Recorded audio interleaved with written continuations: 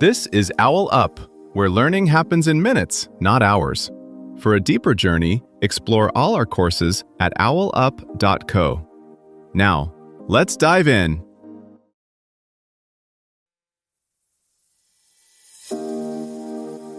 Welcome back to Chapter 3 of Why Movies Make You Cry, where we're diving into the magic of character identification. Today we'll explore how filmmakers create characters so compelling that you can't help but see yourself in their shoes, and why that connection hits you right in the feels. Let's get into it. Halfway through a movie, your heart races when the hero panics, even though you're safe on your couch. No explosion, no jump scare, just a close-up on their face. How does a small rectangle of flickering light hack your emotions so precisely, and why does it stay with you for days? A strange thing happens when you lose yourself in a character. For a while, your own priorities quietly move to the back row. You may walk into the theater worried about emails and errands, but if the film is doing its job, those concerns fade as your mind starts running a different script, theirs. This goes beyond liking a character or rooting for them. Identification is when your internal "if I were them" simulator switches on so fully that their choices feel briefly entangled with your own. Filmmakers engineer this shift with dozens of tiny decisions: where the camera stands, how long a shot lingers, which details of a backstory leak out, and when.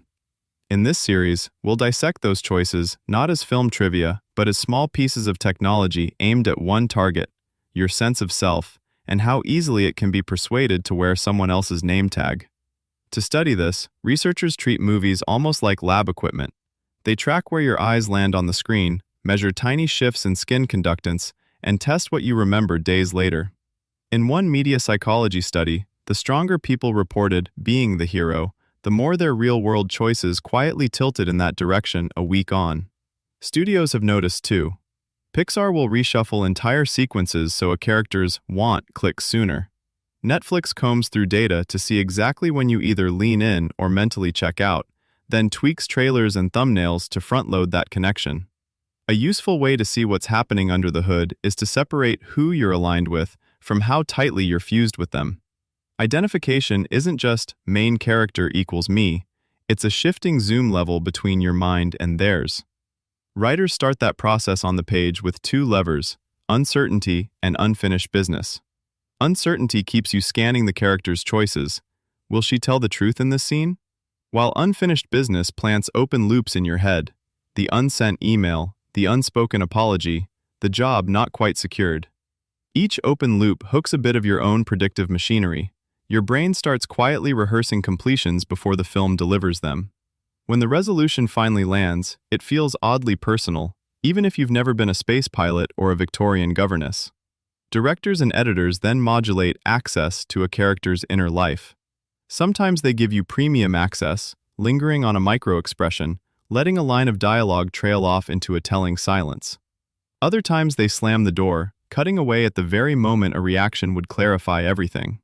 That push-pull rhythm, inviting you in, then making you work, keeps you co-authoring the character's inner story instead of passively receiving it.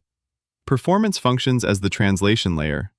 Actors break down scenes into tiny, playable verbs: hide, test, seduce, deflect. You're not aware of that vocabulary, but your brain is exquisitely tuned to those action shifts. When a character's tactic changes mid-scene, you instinctively update your model of who they are and what they're after. The result is a living, revisable profile in your head, not a static label. Sound design quietly knits this all together. Subtle choices, letting a crowd murmur wash out when anxiety spikes, isolating the scrape of a chair when tension rises, function like underlines on specific thoughts. You're guided toward the interior beats the film wants you to absorb, without a single word of exposition. Think about how differently you become different leads. In a tightly framed drama like Marriage Story, you may find yourself toggling loyalties scene by scene, almost like your mind is running two user accounts at once and keeps logging in as the person who's currently most exposed.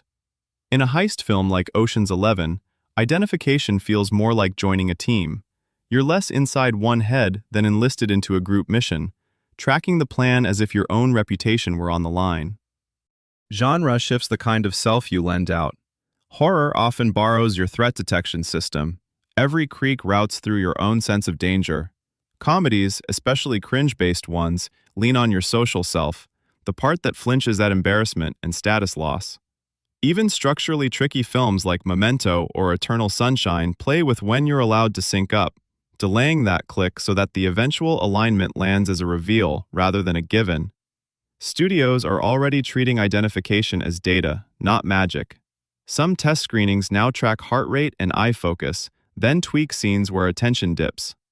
As VR and interactive films mature, you may steer a character's path the way you adjust a playlist, except those choices could, over time, reshape your comfort with risk, conflict, or care. Regulators might one day ask not just what a film shows, but how deeply it's allowed to plug into you, and for how long. As this self-lending tech gets sharper, it stops being just entertainment and starts looking closer to a training ground. Today, it's a 2-hour film. Tomorrow, it could be a personalized feed that learns which stories bend you most. The open question isn't whether movies change you, it's who gets to tune the dial, and to what end. Before next week, ask yourself, in the last few days, which character have I been playing most often? For example, the over-responsible fixer, the people-pleaser, the invisible one. And in what specific situations did that character show up? Then ask, if I paused in one of those moments and stepped out of that character, what would I actually think, feel, or say as my real self instead? Finally ask, what's one upcoming situation this week where I usually slip into that old character? And how do I want to experiment with showing up 5% more as me rather than the role I've unconsciously cast myself in? This was OwlUp, your daily step forward. This series continues with more chapters on OwlUp.co. Visit OwlUp.co to access the complete course and continue your learning journey. See you there!